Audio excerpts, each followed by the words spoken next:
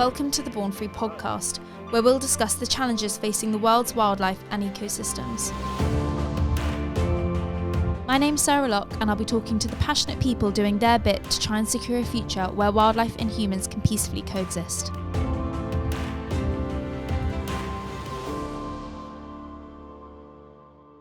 So welcome to the Born Free podcast, and today I'm joined by Dr. Mark Jones, our head of policy.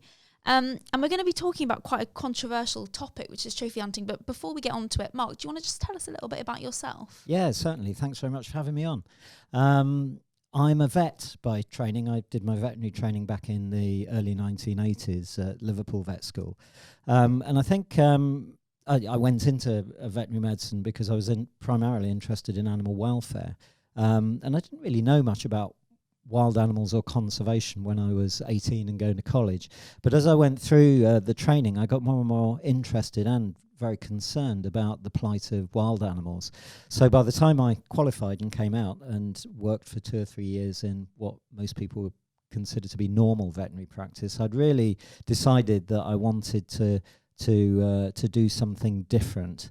So I went off and worked in fisheries and aquaculture for several years, looking at the interface between wild fish and farmed fish and the impacts that had both on the fish themselves and the wider environment. And then my wife and I went overseas in the early 2000s and worked in wild animal rescue and rehabilitation centres, initially in the Amazon basin in Ecuador, working with primates, New World primates, bears, capybaras, really interesting animals, reptiles, and a whole host of other things. And then we went from there to Asia and did something similar at a rescue rehab centre in Thailand, where we were working with old world monkeys, lots and lots of primates there, lots of bears and various other species. So I'd got really interested in wildlife and wildlife protection and the impacts that people have on wildlife through trade or the activities that people get involved in that exploit wildlife and the damage that that's causing, really. And for the last 10 years, I've been working in the NGO world, in the charity world, and have gradually got more and more involved in policy work, which means that I now spend a lot of time in meeting rooms and at conferences, that kind of thing. I don't see so many animals firsthand anymore, but I do think it's really important work that Born Free are doing in this area in order to try and get governments to realise that the plight of biodiversity is something that they need to take very seriously, and we really, really need to turn around the declines we're seeing in our wildlife. Yeah, I mean, that is such a broad CV there. Oh my gosh, you're kind of covering every base almost. I mean, was there like one moment that you can ever remember that kind of really spurred you to go into wildlife conservation and kind of, you know, branch away from the individual? Well, I guess we're still on the individual animal, but yeah, in conservation.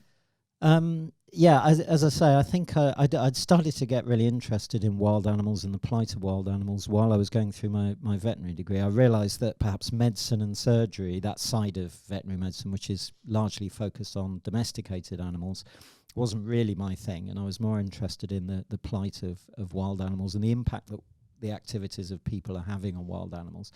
I think it was probably when I was working with fisheries and aquaculture. I was based up in Scotland. I lived in Inverness for many years. I travelled all over the Western Isles and the Northern Isles and parts of Norway and Canada and so forth. Fascinating places, wonderful area to work in.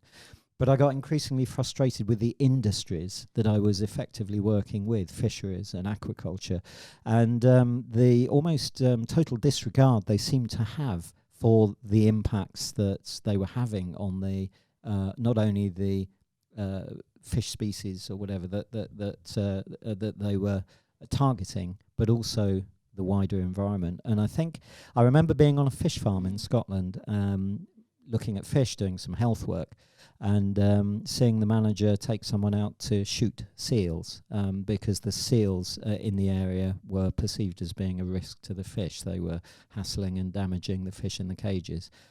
And I remember thinking, this can't be right. You know, we can't have a situation where we're just getting rid of wildlife because it's in our way. You know, wildlife is really important, not only for its own sake, but also because we all rely on the the wildlife and the broader ecosystems and the services, if you like, that those complex ecosystems provide, like clean air and clean water, and food and other things. So if we don't look after our wildlife and we don't learn to live and coexist effectively with it, then we're not only going to have huge damage to wildlife, we're also going to make life very difficult for ourselves in the long term. No, absolutely. And that's such an interesting point, that everything is linked, and we really, really need that as much as wildlife needs us.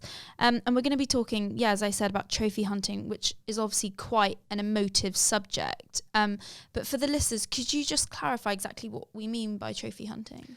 Okay, well, just to start off by saying at Born Free, we're opposed to any form of hunting for sport or pleasure. But trophy hunting, by trophy hunting, I suppose we mean the hunting of animals in order to obtain some part of those animals as a trophy, as some kind of memento of the hunt. And typically, from our perspective, we're talking about people who often pay quite significant amounts of money to go and hunt iconic animals, and most people would think of sort of lions or elephants or rhinos, but there's a whole huge range of species that people covet and target for this purpose. Where they're going out, they're paying money, they're paying perhaps fees to governments, they're paying money to trophy outfitters in order to be taken out and to stalk and hunt and kill a wild animal that they can pose next to. Many people will have seen the kind of pictures that we're talking about on social media, and also so that they can take a part of that animal, typically the head, perhaps the skin, maybe other body parts, home to display in a cabinet or on their wall. Yeah, so it's the legal killing, isn't it? It's the legal killing of animals. Yes. And I read actually that trophy hunting, I mean, it's obviously a multi-million-dollar industry. I read that it's worth something like $200 million. I guess proponents of trophy hunting would say that some of that money goes back to local communities. What would you say to that? Well, as I've said, Born Free is ethically opposed to the killing of animals for sport or pleasure, but we also refute the claims of trophy hunters that the money that's generated through the industry by the fees and costs that are paid by the trophy hunters, which sounds like a lot of money, and the 200 million you mentioned, I think, comes from a study a few years back of sub-Saharan Africa. So that was the value that was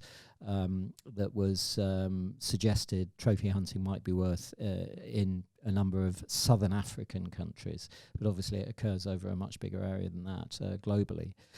But we really refute claims by trophy hunters that the fees that they pay significantly help wildlife conservation or local communities. And the evidence for their claims really doesn't stack up when you look at it overall. $200 million, that's one estimate. Some other estimates differ, but $200 million sounds like a lot of money. But when you think of it in terms of the GDP of the countries across which trophy hunting occurs in Africa, it's a tiny proportion. And it's also a tiny proportion of the total tourism income. Yeah, I was going to say tourism. Well. Yeah. I mean, like, what's, I guess, what's the comparison between the kind of the economic value from tourism? Oh, it's a minuscule percentage. Trophy hunting might generate 200 million across the whole of sub-Saharan Africa, but tourism in Kenya alone is worth way more than $1 billion a year to the Kenyan economy. So if you multiply that up across other countries in eastern southern Africa, where they indulge in trophy hunting, of course Kenya doesn't. The total income from tourism completely outweighs any income that they're getting from trophy hunting.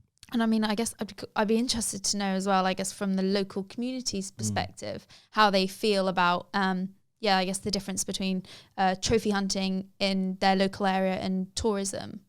Would you be able to tell us a little bit about that? I mean, it's one thing to say that the total amount of money that's generated by trophy hunting is only a very small proportion of tourism income. Of course, most of the money that is generated by trophy hunting never finds its way to local communities or conservation programs. We're about to release a report that studied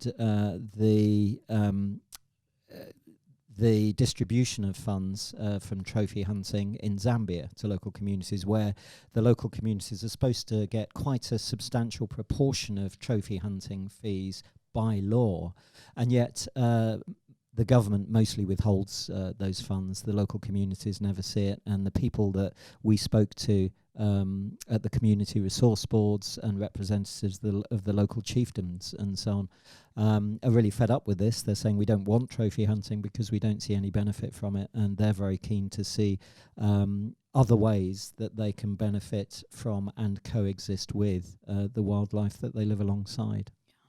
And I guess, so, I mean, what are the consequences that we're talking about for wildlife of from trophy hunting? I mean, obviously there's the welfare side of it, but there's also, I guess, the larger conservation picture. And yeah, could you tell us a little bit about those implications? Of course, yes. I mean, first of all, trophy hunting is cruel and it causes immense animal suffering. Bear in mind that trophy hunters are after a good trophy. And that often involves the head of the animal. So they're not going to target those parts of the animal that they want as their trophy. So they're often targeting parts of the animal which won't result necessarily in a clean and quick kill. And also, trophy hunters may not be expert shots. They usually have to take a professional hunter with them, and professional hunters often have to sort of finish the animals off, if you like, after the trophy hunters have made a mess of things. And some trophy hunters also like to use weapons like bows and arrows.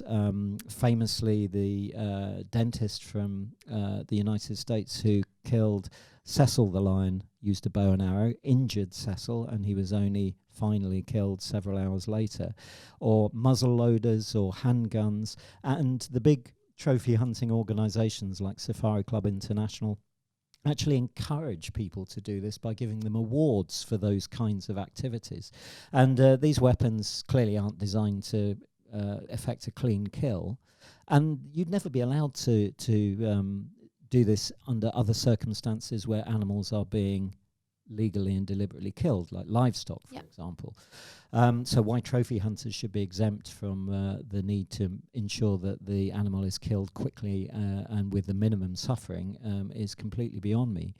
But there are much wider implications of trophy hunting for animal populations. So we're not just talking about the effect on the particular animal that's targeted. Trophy hunters will often claim that they're providing some kind of service by removing problem animals or only targeting older, redundant male animals or whatever. But the reality is that trophy hunters are after a good trophy.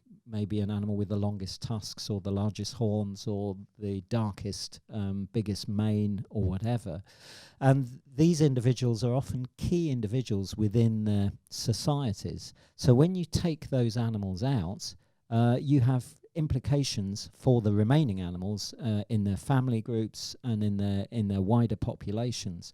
And that can have massive implications. To give you a couple of examples, if you take out older male elephants, first of all, they're often the most reproductively active males within their herds, but they're also often responsible for controlling bachelor groups of younger elephants. And when you take out the older males, those bachelor groups can become very disrupted and can become a much greater danger to people because they're much more likely to come into contact with people. They don't have that older, mature male to try to control them. Yeah, I think I remember reading actually a piece about, I think it was Pilanesberg National Park in South Africa, and there were some young bull elephants, and they were becoming aggressive even towards cars, and I think off the top of my head, I remember rhino as well. That's right. I remember they killed quite a few. I can't remember what year that was, but I mean, that's crazy. I guess those are the kind of things that,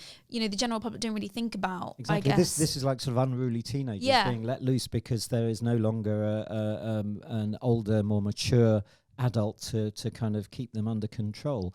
So that can be a big problem. When you take out older male lions who are often heads of their prides, younger males will often come in and kill all the cubs that the older male has sired in order to bring the females back into breeding conditions so they can breed themselves.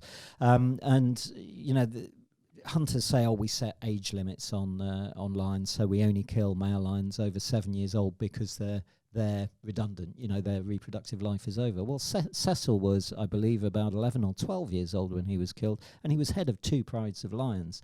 And we don't know exactly what the fate of his cubs were after he was killed, but the likelihood is that other lions will have come into those prides and killed those cubs. So the implications for wider animal societies and the stability of those wider animal societies from these trophy hunters taking out these really important individual animals are quite profound. Yeah. And Cecil, I mean, that was back in 2015, and off the top of my head, that feels like one of the first kind of, I remember there was such a huge public outcry from that.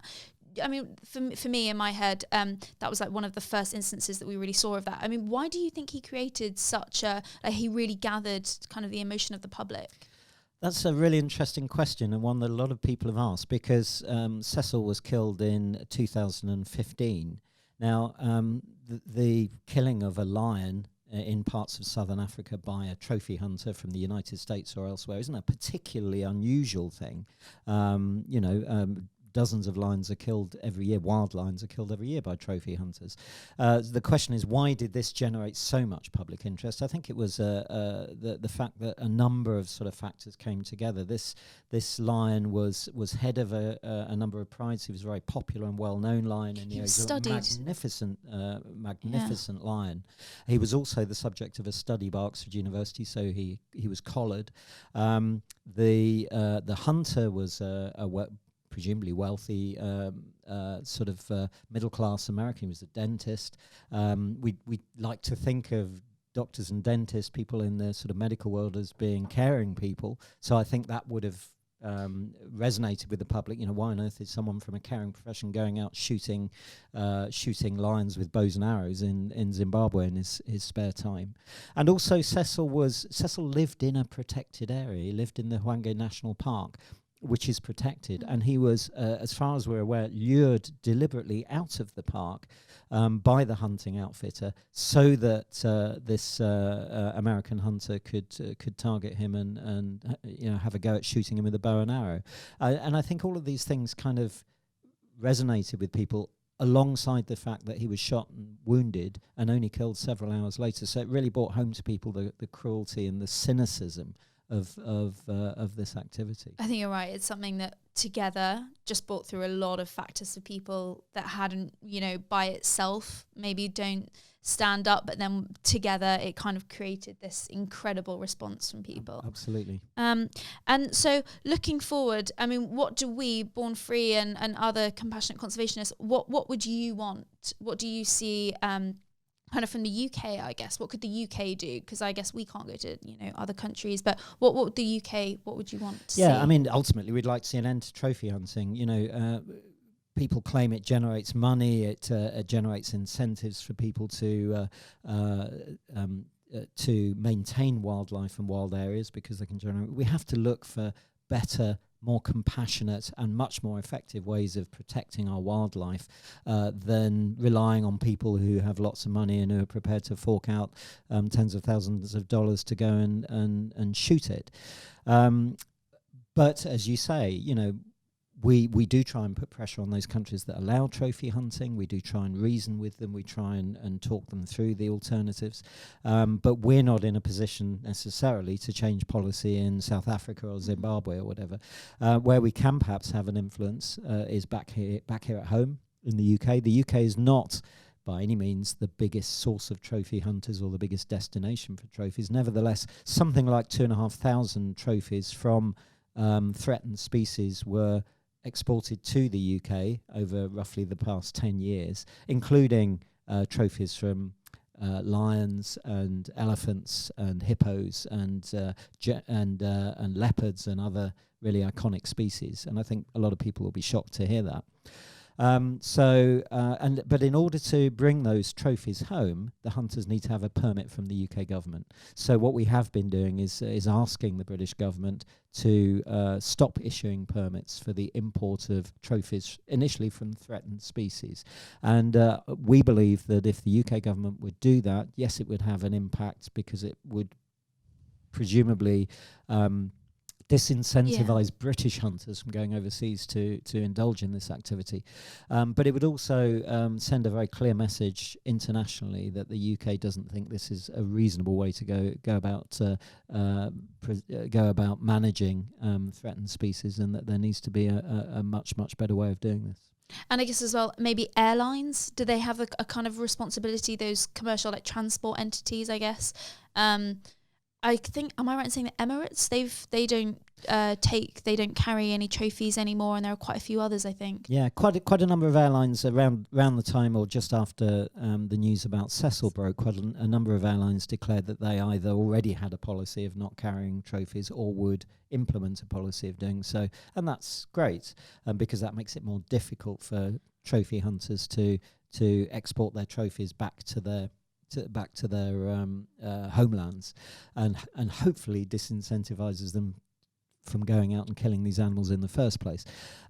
We have to realise that commercial passenger airlines probably aren't the most common way of transporting trophies. Most of them will be shipped, because they have to go through taxidermy and so forth. Okay. So it's not like the trophy hunter shoots the animal and picks up the trophy and puts it in his backpack and goes home. The trophies have to be prepared, and they're usually prepared in the country where the animal is shot. So they'll be shipped separately from the hunter. So we also have to look at shipping companies, and there are some companies, particularly in the United States, that specialise in the transport of trophies. So we need to be targeting those companies as well. Oh, so I hadn't realised that. Well, thank you so much, Mark. So I guess my final question is, if I was a trophy hunter, and you wanted to change my mind, what's the one thing that you would say to me? What's your main argument? I think this is all about education. It's about educating hunters and understanding what the real motivation of hunters is, but also educating the wider public, making people aware that this activity is widespread and damaging, and educating policymakers and politicians. But if I'm talking to a hunter, I would say, look inside yourself. You're claiming that you're some kind of conservation hero, but the true motivation of hunting isn't conservation. If it was, these people who have perhaps tens of thousands of dollars to spare that they're prepared to spend on shooting a lion or whatever it is, should just donate that money to local conservation programs in the country that they would be going to hunt, or donate it to local community programs or whatever. And I'd really ask those people to think whether or not they really need to go and kill an animal in order to spend that money. There are much better ways of using that money for good, and I would suggest that's going to ultimately make people feel much better about themselves. Thank you so much, Mark. Thank you very much for joining us. Thank you. Thank you for listening to the Born Free podcast. If you've enjoyed this episode, please subscribe to our YouTube channel to watch the episodes, follow us on social media, or head to our website, bornfree.org.uk. My name's Sarah Locke, and our producer is Philip Fortuna. See you next time.